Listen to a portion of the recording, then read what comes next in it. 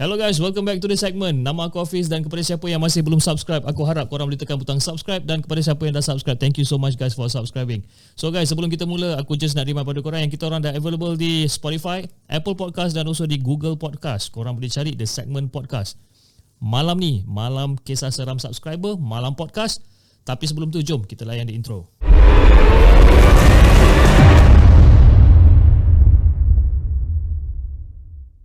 أعوذ بالله من الشيطان الرجيم لو أنزلنا هذا القرآن على جبل لرأيته خاشعا متصدعا من خشية الله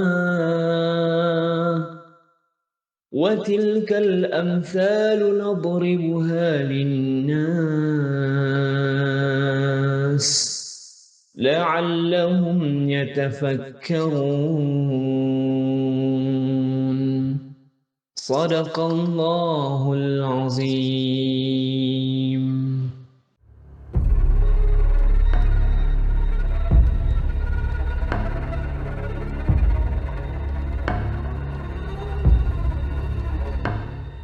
Alright guys, macam aku cakapkan tadi, malam ni adalah malam kisah seram subscriber malam podcast. And kita ada pemanggilan baru untuk hari ni yang ingin menceritakan ataupun ingin berkongsi kisah seram dia dengan The Segment. Okay? Dan dia berada dalam talian sekarang. Hello, Assalamualaikum. Waalaikumsalam, Abang Hafiz. Apa khabar bro? Sihat, Alhamdulillah. Okay. So bro, mungkin sebelum kita mulakan kita punya session untuk malam ni, probably kau nak kenalkan diri kau pada penonton-penonton kita sekarang? Alright, boleh. Assalamualaikum semua. Nama saya Ashraf. Saya berasal dari Johor sebenarnya sekarang, tapi sekarang menetap di Kuala Lumpur dan bekerja sebagai digital marketing di salah sebuah syarikat di Kuala Lumpur lah. So menetap di Johor, berasal dari Johor tapi menetap di KL. Berasal dari Johor, menetap di KL. I see. So macam mana bro? Dalam keadaan sekarang ni, okey ke? Okey lah, alhamdulillah lah bang.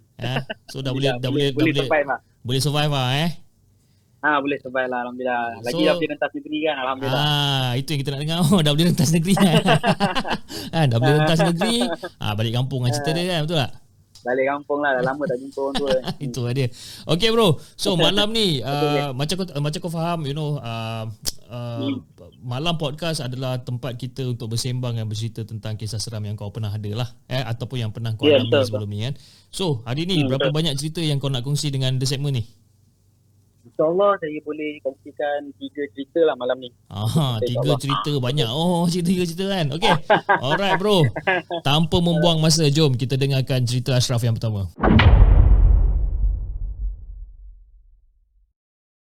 Okay. Cerita ni asalnya daripada masa ni saya tahun 2012. Waktu tu saya bekerja sebagai seorang tukang masak lah di sebuah restoran makanan Jepun di Johor Bahru. Right. Jadi waktu tu saya dapat cuti raya ketiga. So memang excited lah nak balik raya kan. Ya, kerja dekat mall biasa abang. Memang cuti tak tentu, bila dapat cuti tu memang excited gila lah. Jadi hari tu saya kena shift malam, shift petang lah, pukul 2 sampai pukul 11. So sebelum pergi kerja tu dah packing barang tu semua, bawa saya kat tempat kerja kan. So petang tu saya call mak saya cakap, "Mak, Mama, saya malam ni juga saya balik kampung lah, nak raya kan." Lepas tu mak saya cakap, "Tak payahlah, baliklah esok pagi. Sebab jalan tu tak elok kan, jalan malam-malam, bahaya. Lagi yang kau nak lalu tu jalannya hutan. Balik esok pagi je lah." Tak boleh lah, esok pagi kan kita nak pergi beraya kan, dah tak sabar nak balik, dah lama tak pergi lah macam tu. So nak dijadikan cerita, saya gerak juga malam tu. Jadi pukul 10.30 gitu, saya browsing kedai, bersihkan kedai macam biasa apa semua. Dan saya minta kebenaran daripada bos saya kan, tu awal lah sebab nak balik raya kan. Bos kata okey lah, tak apalah. Boleh lah balik lah, sebab kau pun dah lama tak cuti kata tu. Okey lah, so balik, start motor. Jadi tempat kerja saya ni dia dekat, kalau siapa yang tahulah yang pernah pergi Johor, dia tempat kerja saya dekat Taman Bukit Indah tau. Okay. Dari salah sebuah mall kat sana waktu tu. Dekat Bukit Indah ni memang ada satu mall je kat situ. Okey. Jadi nak balik ke kampung saya tu, kampung saya ni di Benut Pontian. Dan nak balik ke sana, jalan yang paling mudah adalah melalui kampung Ulucur. Nanti dia akan tembus ke Pekan Nenas, lepas tu baru sampai Pontian dan baru sampai ke Benut lah. Dia punya range perjalanan, dia punya jarak perjalanan dia lebih kurang dalam, kalau naik motor, saya masa tu bawa motor dalam 1 jam, 1 jam setengah itulah perjalanan dia waktu malam. Jadi saya pun bergerak lah, pukul 11 tu saya bergerak di jalan Ulucur, di Kudai sampai dekat Ulucur tu tak ada apa-apa sangat. Memang jalan di kiri kanan memang hutan lah, semua ada pokok durian, ada kebun durian, ada kilang-kilang, tak ada apalah. Jadi lepas tu dalam lebih kurang 45 minit saya jalan, saya berhenti dekat satu kedai mamak, saya makan. Lepas makan dalam pukul 12 suku macam tu saya nak gerak. Tiba-tiba hujan. Hujan renyai. Saya pakai standby lah, pakai baju hujan tu semua. Lepas tu teruskan perjalanan. Lepas daripada Pekan Nenas tu sampai satu selekor tu, tiba-tiba dekat belakang saya ada satu buah kereta ni follow saya tau. Dia follow, lepas tu dia high beam. High beam. Cakap kenapa pula dia high beam ni kan. Lepas tu saya tunjuk signal tangan kanan saya, cakap potonglah, nak potong lah kan. Tak apa lah, potong lah. Saya memang nak bawa slow dah. Time tu bawa 60-80 sebab jalan licin kan. Bawa slow je lah. Dia high beam, saya suruh dia potong saya. Tiba-tiba dia horn panjang. Saya pun apa hal pula kau ni kan. Saya buat tak tahu je lah. Saya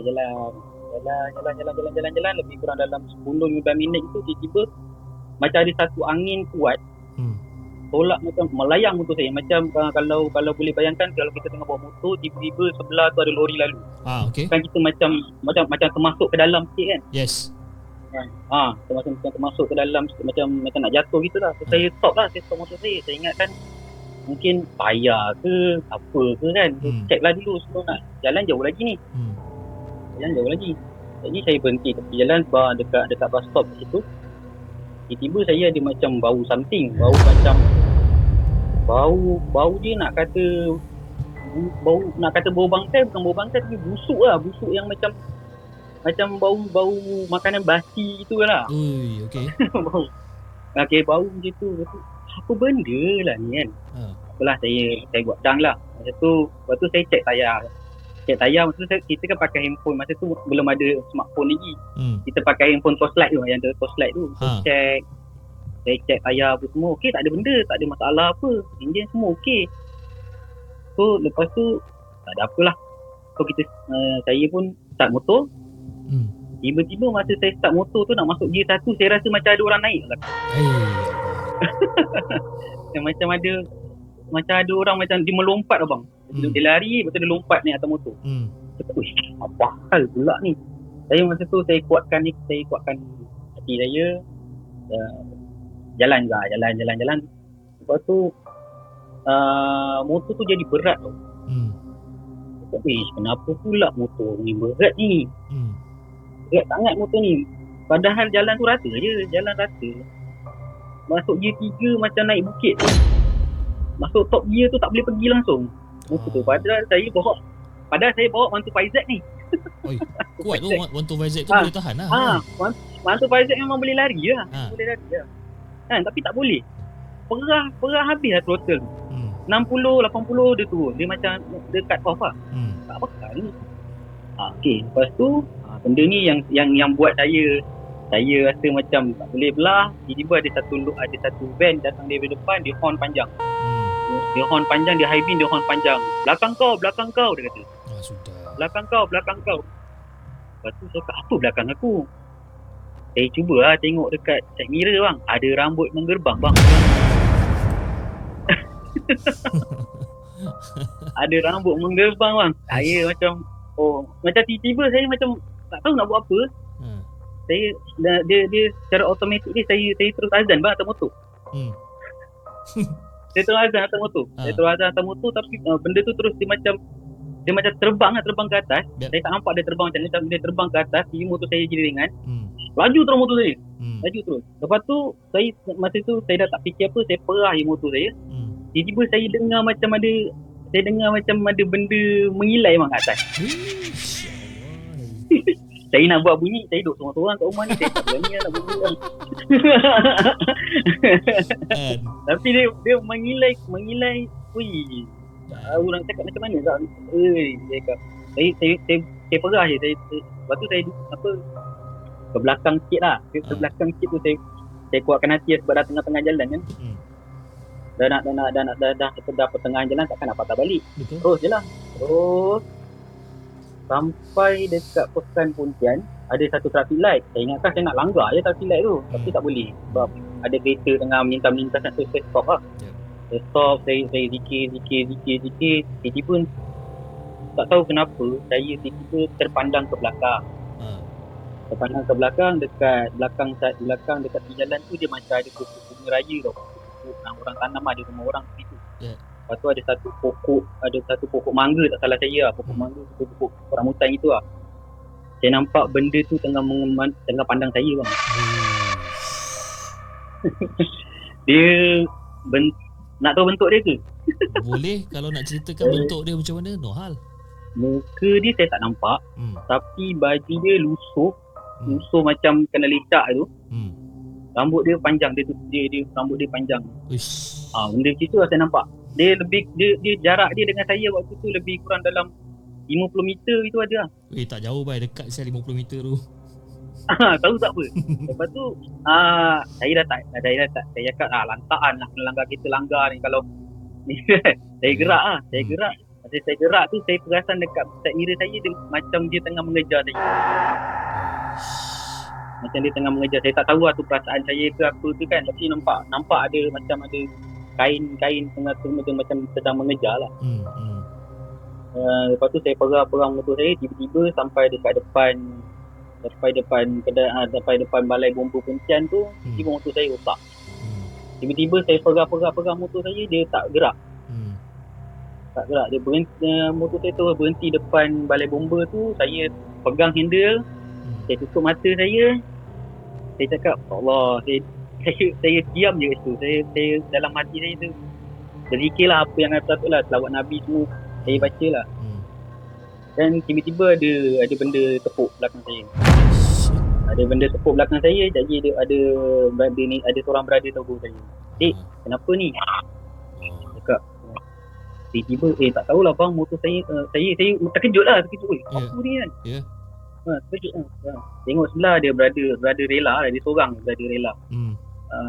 Dia tanya saya lah, "Dek, motor kau kenapa?" "Rosak bang." Ya.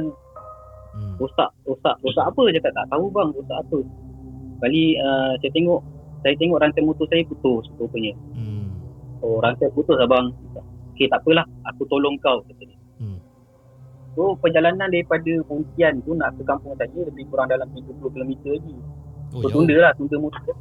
Jauh lagi bang. So dia tunda lah motor saya sampai dia tunda.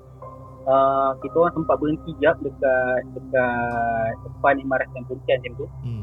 Dekat bus stop Okok. Okok jap kat situ. Okok apa semua. Tapi dia diam je, dia tak cerita apa-apa, dia tak cakap apa-apa, dia diam je. Saya tanya dia sepatah je dia jawab. Mungkin dia penat kot, dia tak betul lah. Lepas tu okey lah, dia cakap dengan abang, Okok dah habis. Dah abang, dah pukul 2 ni, dia cakap. Okey, jom kata dia. Jom tunda lah. Tunda sampai depan rumah saya. Saya terus parking motor dekat depan rumah atuk saya tu. Terus ketuk pintu kuat-kuat. Ketuk pintu, sepupu saya keluar. Sepupu saya cakap, "Weh, kau lambat no. Tadi kata gerak pukul 11, patutnya pukul 12.30 1 kau dah sampai ni, dekat pukul 12.30 kau nak dekat pukul 3 kau sampai asal." Dia cakap, panjang ceritanya bro, nanti aku cerita lah, esok pagi aku cerita lah. Dia kata motor aku rosak. Motor kau rosak? Kan, sepupu saya tanya, motor kau rosak? Habis macam mana kau sampai sini? Tanya saya. Dia cakap ada brother rela. Saya terus diam. Saya cakap ada brother rela, saya nak tunjuk brother rela tu. Saya pusing tengok brother rela tu dah tak ada. Hilang? Brother rela tu hilang? Brother rela tu hilang bang. Okey. Kalau dia belah dari situ, saya mesti dengar dia start motor ke. Ataupun dia kata dia gerak dulu ke apa ke. Tak ada bang, hilang, tak ada. Lepas tu saya tanya sepupu saya, kau nampak tak ada seorang berada rela kat sini? Mana ada, tadi aku nampak kau dari tingkap, kau seorang je dari tadi. Okay, so sekarang ni okay, jap. So sekarang ni masa kau tengah tolak motor dekat depan balai bomba tu kan, kau tengah tolak, so ada satu berada rela naik motor sapa kau, betul? Ya, betul. Dia sapa kau, dia tanya kau bla bla bla apa semua. So dia tunda lah, maknanya dia tolak lah motor kau. Maknanya dia bawa motor dia tolak pakai kaki dia. Dia tunda lah motor kau ni. Ya bang. Sampailah dekat satu bus stop, kau lepak ajak apa semua, lepas tu kau sambung lagi perjalanan sampai ke rumah. Ya, betul. Tapi dia tak ada. Saya ni apa benda je. Saya sampai saya yang mengejar saya tu, saya dah jadi hilang abang. Dah jadi hilang dalam kepala otak. Yang sekarang ni saya fikir abang rela dia macam apa. Sampai sekarang saya apa dia? Meremang Syah bulu roma gua sekarang ni. Lepas tu besok saya tak jadi raya bang. Dah tentulah tak jadi raya kan. Dah jadi macam ni. Tapi sebenarnya kan bila jadi macam ni kan, dia ada kebaikan dia juga tau sebenarnya. Sebab yelah kau dalam keadaan panik yang tengah dikejar oleh benda tu sebenarnya kan. Dan tiba-tiba datanglah si abang rela ni untuk menyelamatkan keadaan lah. Cuma betul. Yang peliknya kau pun tak tahu siapa kan. Betul. And cousin kau pula nampak kau sampai seorang diri. Ya, betul. Lain macam. Pupu saya memang cakap dia nampak saya masuk simpang rumah tu, dia kata kau memang seorang macam. Kata dia. Tapi yang saya perasan masa saya hulur dia rukuk, dia tolak tangan saya tu, tangannya sejuk lah. Tapi masa tu mungkin kau tak fikir apa-apa sangat lah. Tak. Saya rasa kampung kan. Kampung mesti lah sejuk kan. Dah pukul 2-3 pagi hujan pula tu.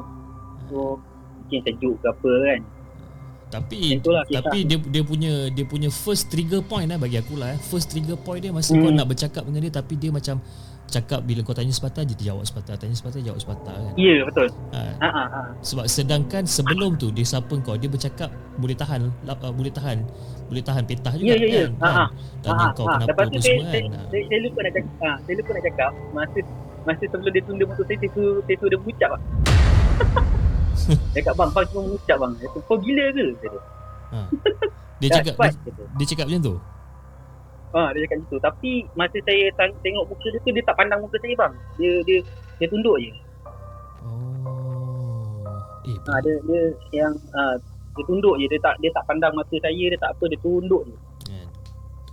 Aku rasa itu mungkin sesuatu yang baik lah, sesuatu yang baik yang cuba bantu untuk kau sampai dekat destinasi kan. Kalau kita fikir secara positif lah kan. Sebab jarak daripada balai bomba tu nak ke rumah kau tu nak dekat 30 kilo kan. Ya, betul, jauh. Kalau kau nak menolak pukul berapa kau nak sampai siut?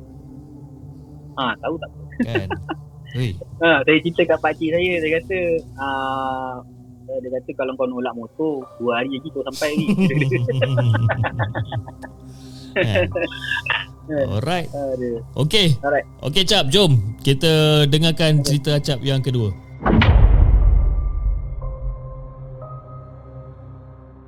Cerita saya yang kedua ni memberi pengajaran kepada saya sebenarnya. Saya ni orang yang suka buat kerja last minute bang. Kalau orang bagi saya assignment, memang kalau kata deadline dia lagi 2 hari, lagi 2 hari lah boleh saya buat. Ataupun malam ni boleh saya buat. Ni cerita ni memberi pengajaran kepada saya lah. Ni satu hari ni saya dah berhenti kerja daripada restoran tu, saya kerja dengan bapak saya lah. Jadi saya buat saya tolong dia dari segi buat presentation slide, buat jadi HR semua. Satu hari ayah saya dia dapat satu klien yang agak besar. Dia minta saya tu buatkan satu presentation slide lah untuk dia. Dia kata aku ayah nak pakai ni lagi 3 hari. 3 hari. Okey lah, tak apalah. Saya cakap last presentation slide tu dah ada, dia takkan sikit-sikit je, saya cakap. Okey lah. So nak jadikan cerita, tinggal lagi 1 hari lagi nak buat presentation tu. So saya pun kelang kabut lah buat. So hari tu saya buat daripada pukul 9 pagi sampai pukul 3 petang tu, tiba-tiba saya punya laptop rosak. Saya punya laptop rosak, saya panggil saya punya staff minta tolong betulkan, staff IT lah. Dia kata, ini kena virus bos, kata dia. Kena virus, tak apa, saya handle. So dia buat. Dia kata nak download balik saya punya apps atau benda semua tu dekat dalam 1 jam. So maknanya 1 jam dalam lebih kurang pukul 5.30 baru siap. Pukul 5.30 baru siap. Tak apa lah, saya tunggulah sampai pukul 5.30. So maknanya kena stay up lah dekat office malam ni buat kerja. Okay. So dah lepas solat asar semua, saya ambil laptop saya, dah siap, saya sambung buat kerja dalam bilik saya. Dia ada satu bilik lah, satu ruang untuk saya kan, saya tu buat kerja. So dalam membayangkan bilik saya tu, bilik saya satu ruang kecil, lepas tu ada satu tingkap, saya boleh tengok staff-staff saya buat kerja. Cermin tu saya boleh tengok lah staff-staff saya buat kerja. So depan tu ada lebih kurang ada 3-4 meja lagi untuk staff saya duduk. Dan dekat depan sikit ada meja penyambut tetamu. Okay, so saya sambung buat kerja. Pukul 6 petang staff saya semua balik. Ada pembantu saya seorang tu, dia tegur saya lah. Cik Ashraf, tak nak balik lagi ke? Pukul 6 ni. Tak apa, awak balik dulu, saya nak siapkan kerja, dia cakap. So dia pun balik. Saya buat kerja. Pukul 7 subuh masuk waktu maghrib. Tiba-tiba saya pergi bilik air, saya ke toilet ambil wudu apa semua. Keluar saya nampak ada staff saya seorang, nama dia Fikri. Okey. Fikri, kau tak balik? Kau bukan dah balik ke tadi? Dia tak balik. Lepas tu dia tunduk je, dia diam. Oi, kau tak dengar ke cakap kan? Saya memang tak klasik dengan staff saya yang lelaki lah. Oi, kau tak balik lagi. Kau buat apa ni? Kau buat apa tak balik lagi? Teman aku ke? Jadi dia diam, dia kata ambil barang, tertinggal. Tak apalah, kau nak ambil barang, ambil lah. So saya solat, lepas solat saya sambung lah buat kerja. Lepas tu sebelum saya buat kerja, saya dengar kat cermin. Tengok CCTV dah tak ada. CCTV dah tak ada. Dia cakap apalah, nak datang tak nak balik, tak nak balik tahu ke apa kan. Apa lah.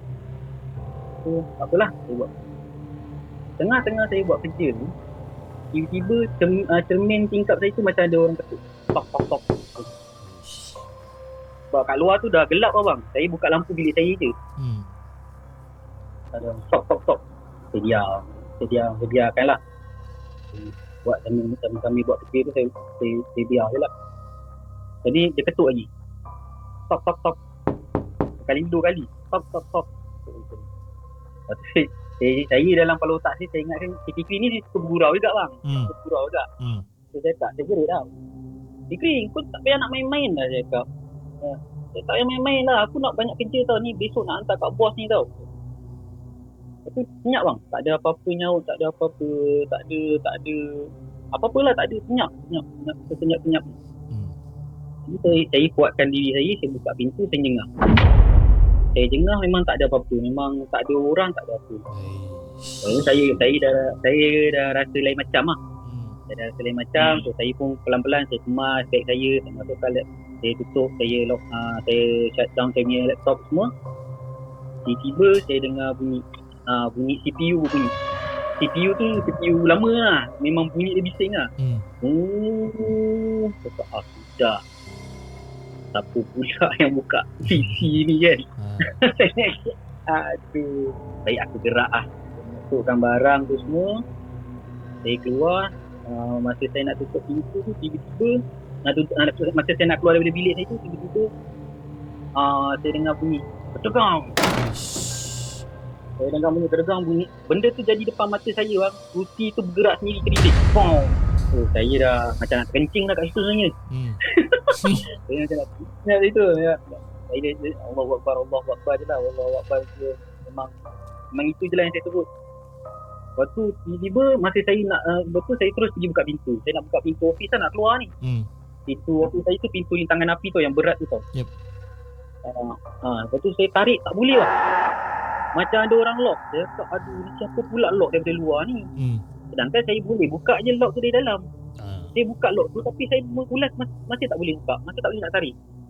Seolah-olah macam ada orang yang tarik dari luar. Lepas tu saya tarik, Allah Akbar, tolonglah, kenapa ni tak boleh buka ni, aduh. Tiba-tiba masa saya tengah tarik pintu tu, saya dengar orang ketawa.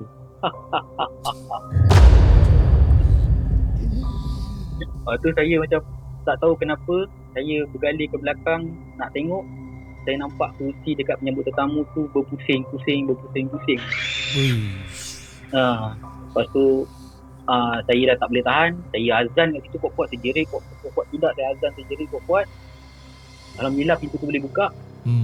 So saya balik tu, saya tinggalkan office saya dengan tak tutup, dengan aircon tak tutup, lampu tak tutup, pintu tak kunci, kasut pun saya tak pakai balik. Memang kalau aku jadi kau pun sama, aku akan buat benda yang sama.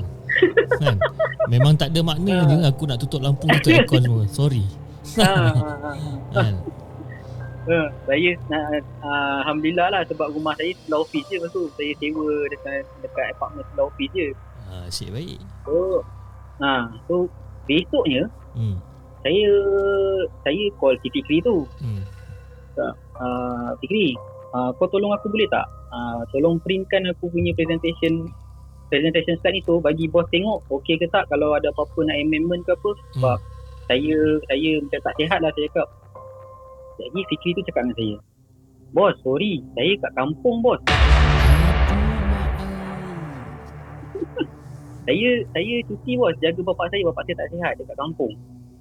Dah berapa hari dia balik kampung? Dia kata semalam lagi. Maknanya semalam yang kau jumpa tu bukan dia lah? Bukan, dia dah gerak balik kampung paginya. Damn. Lepas tu saya dah tahu perangai dia suka gurau kan. Jadi saya tanyalah HR saya. Saya telefon HR, saya tanya nama HR saya Sida. Sida, nak tanyalah, si Fikri ni betul ke dia cuti? Betul je Asaf, dari semalam lagi dia cuti. Kenapa? Oh, jam. Oh, jam. Saya jam bang. Saya lepas tu memang saya tobat. Saya memang tak nak cuti sampai malam ke kopi. So guys, korang kena dengar So ini adalah pengajaran yang paling penting. Kalau korang kerja kat office ataupun kerja kat rumah sekalipun, jangan buat kerja last minute. Buat kerja last minute, ini penangan dia. Aduh yai. So maknanya member kau tu dia dah balik kampung awal. So pagi. Orang yang kau jumpa semalam tu, yang dia kata dia nak pergi ambil barang tu, basically tu bukan member kau lah tu. Bukan lah kat maknanya. Oh, jam siut macam tu. Ya. Tapi memang muka semua sebiji macam member kau Sebiji, memang sebiji. Dia pakai baju yang memang kita ada uniform. Dia siap pakai uniform lah. Oi. Tapi masa yang kau kena gangguan dekat dalam office tu, yang kerusi berpusing-pusing, kerusi kena tolak, lepas tu ada PC on apa semua tak ada nampak apa-apa lah, cuma benda tu je lah. Tak ada. Saya tak nampak penampakan apa-apa. Saya cuma dengar bunyi suara tu je. Nasib baik Syul. Tapi lepas tu saya cerita kat ayah saya. So kita orang buat something lah kat office tu kan, buat pembersihan tu semua. Ada staff saya nampak benda hitam besar.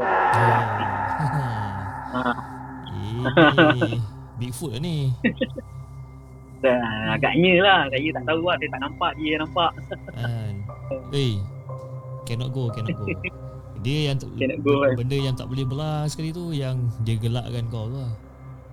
Itu yang saya tak boleh belah tu. Dia gelakkan saya. Saya rasa saya terkencing kot masa dia gelakkan saya tu.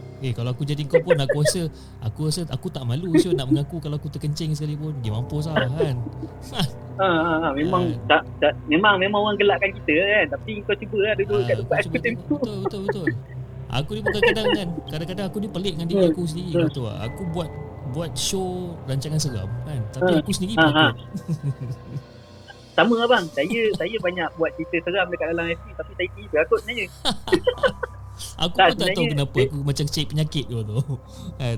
Sebenarnya kita nak hilangkan rasa takut kita kot bang sebenarnya kan. Tapi pelik lah. Kita kalau nak hilangkan rasa takut, patut main game ke kan, buat konten lain ke. Tapi ni nak hilangkan rasa takut, kau cerita lagi benda yang menakutkan. Kau bayangkan. Pelik lah, kita ni pelik lah. Aduh ya. Okey Cap, tanpa membuang masa Cap, jom kita dengarkan cerita Cap yang ketiga.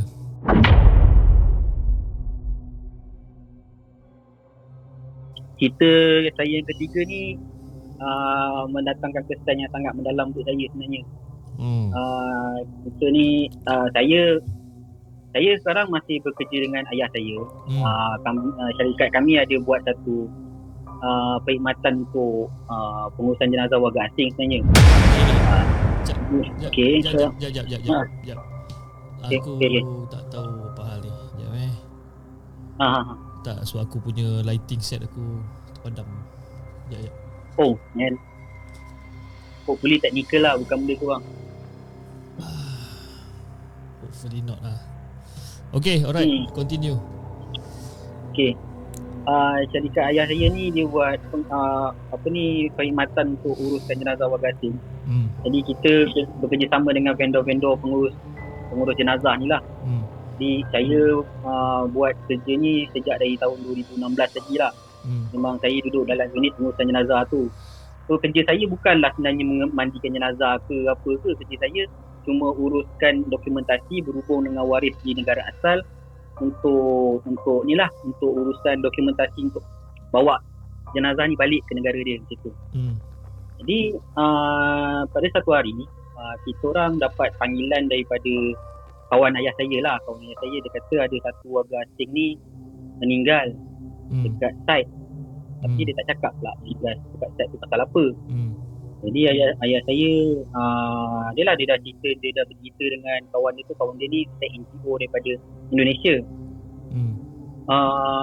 Tiba-tiba ayah saya kata okey, boleh, dia boleh urus.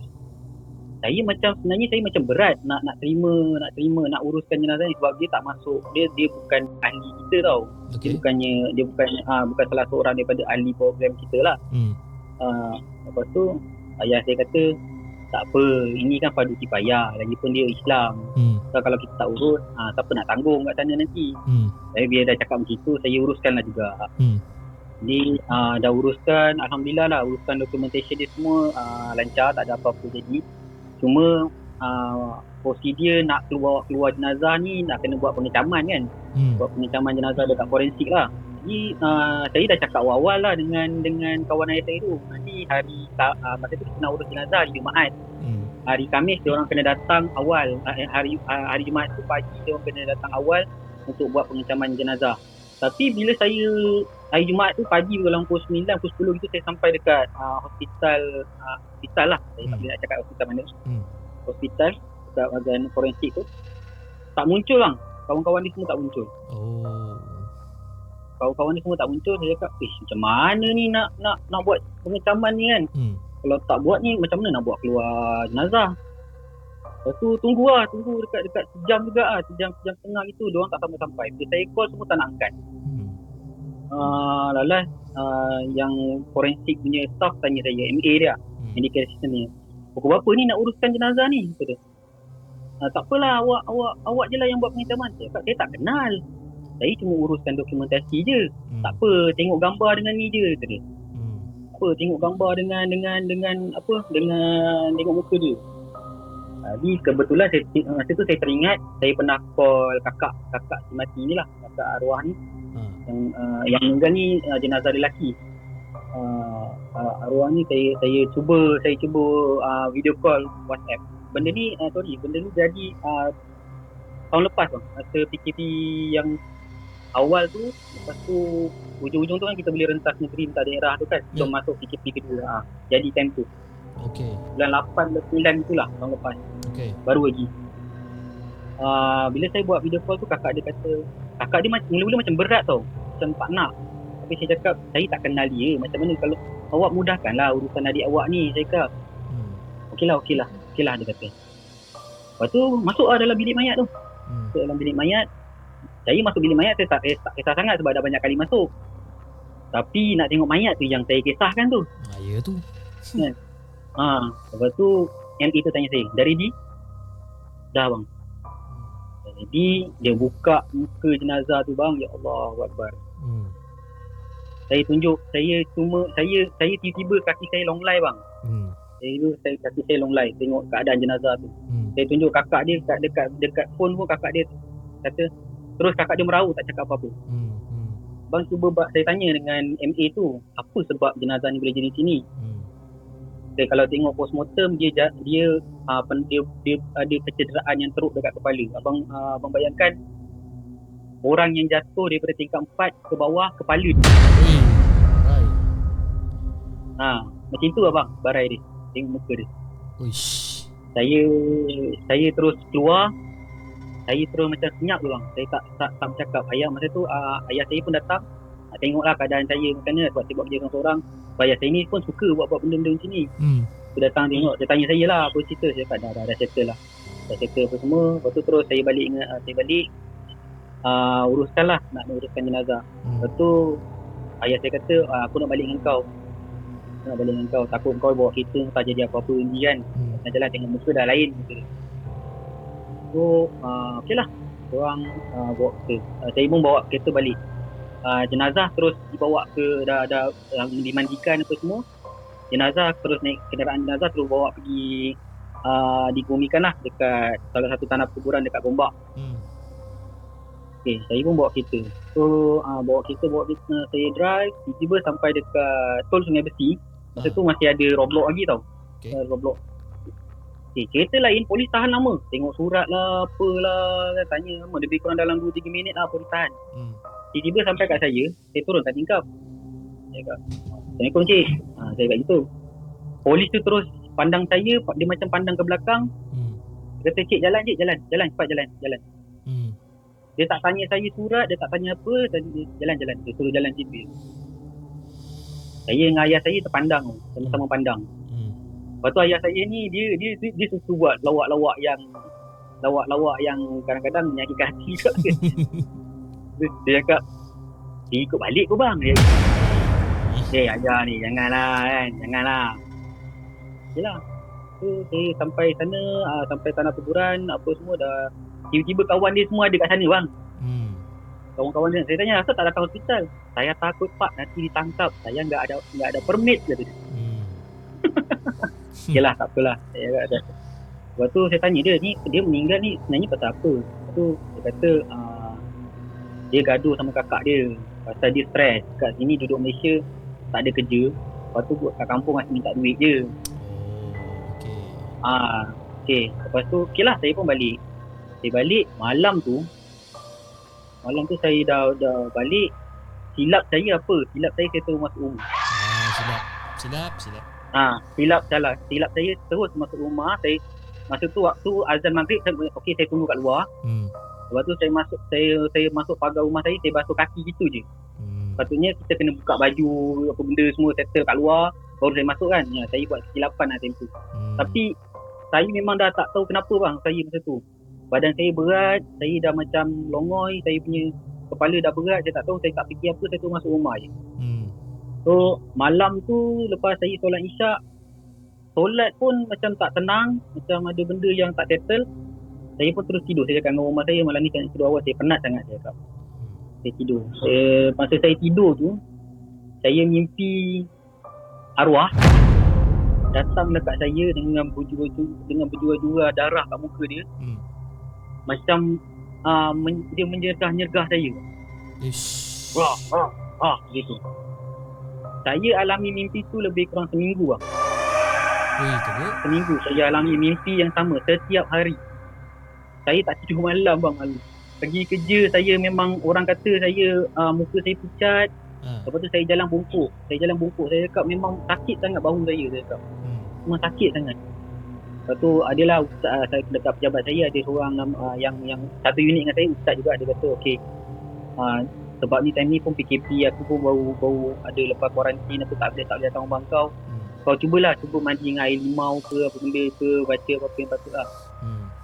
Tapi saya mandi air limau ke apa tak ada rasa kurang apa, sama. Even saya nak baca Quran ke apa ke, saya tak semangat. Saya nampak Quran tu macam saya macam nak menjauhkan diri daripada Quran, daripada ayat-ayat suci tu. Right.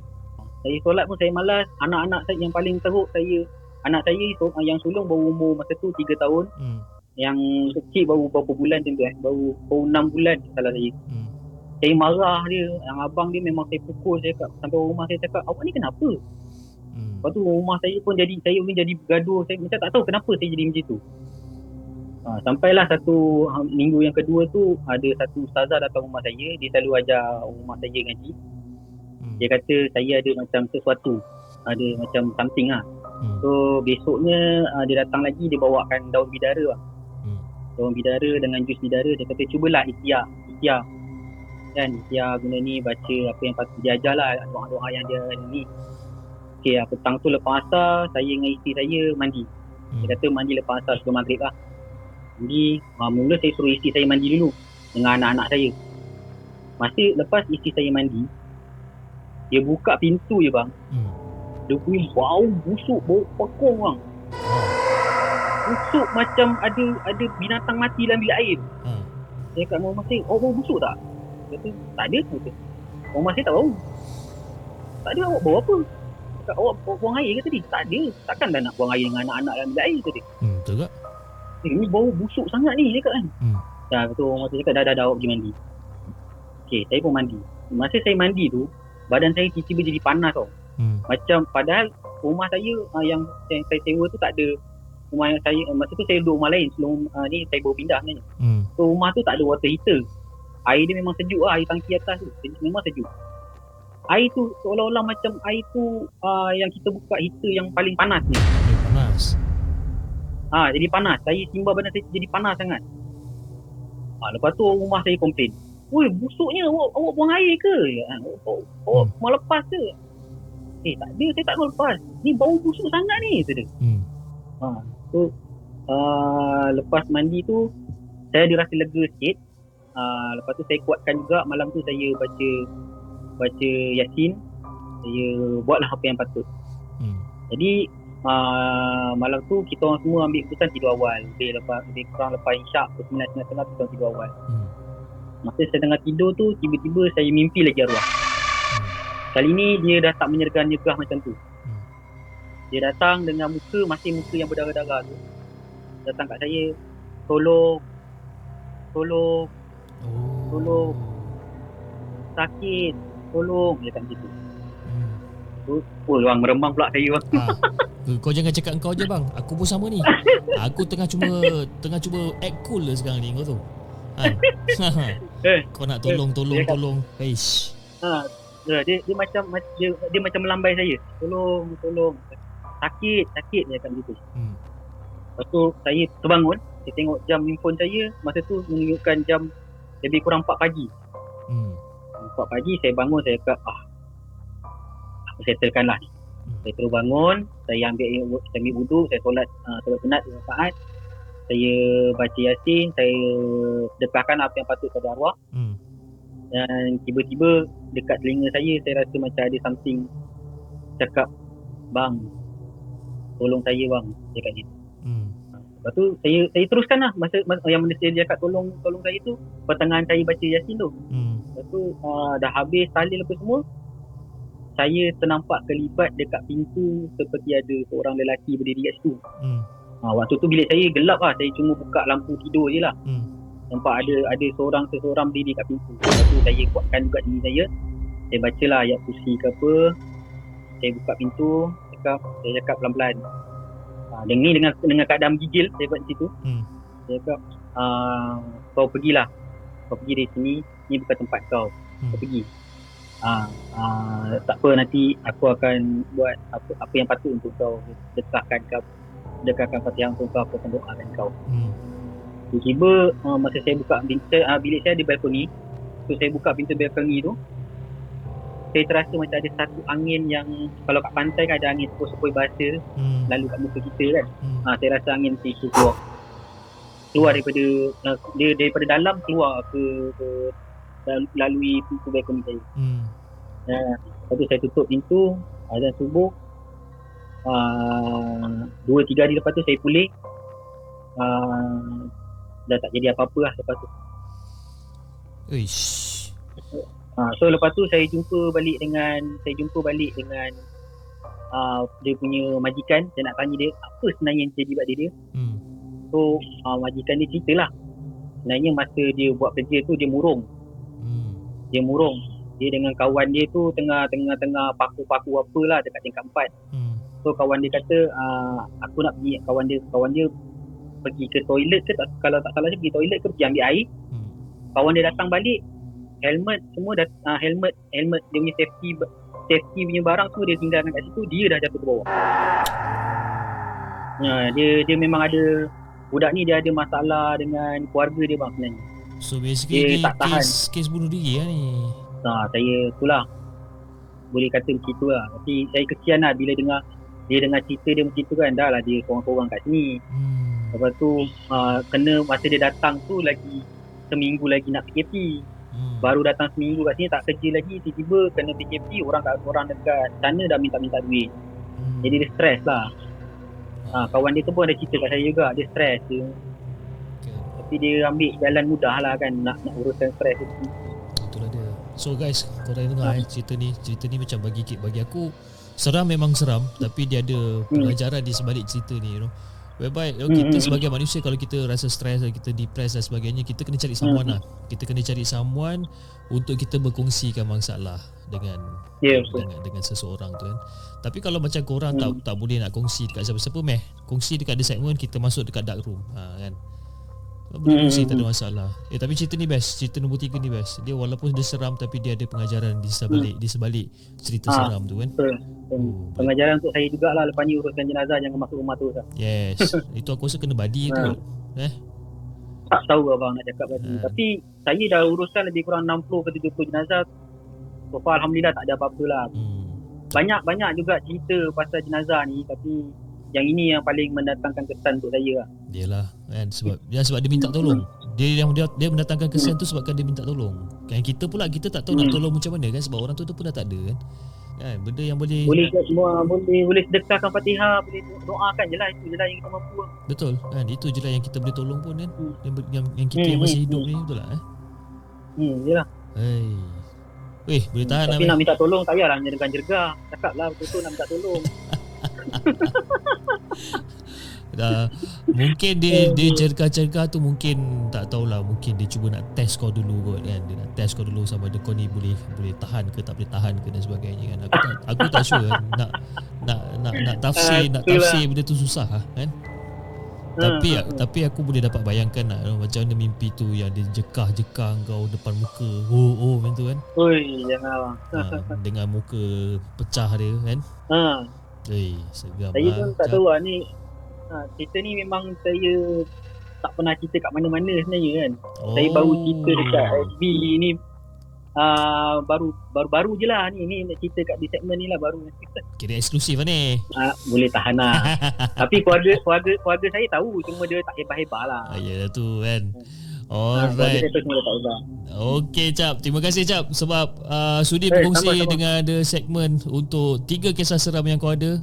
First kisah seram masa kau dekat Jalan Ulucoh dekat Pekan Nenas tu. Yang kau naik motor dan ada abang rela tu kan. Dan cerita yang kedua pasal kerja last minute. Kerja last minute ni tak boleh go lah kan. Padan muka. Bagi aku padan muka kan aja. Dan cerita yang ketiga adalah cerita tentang pengurusan jenazah tu kan.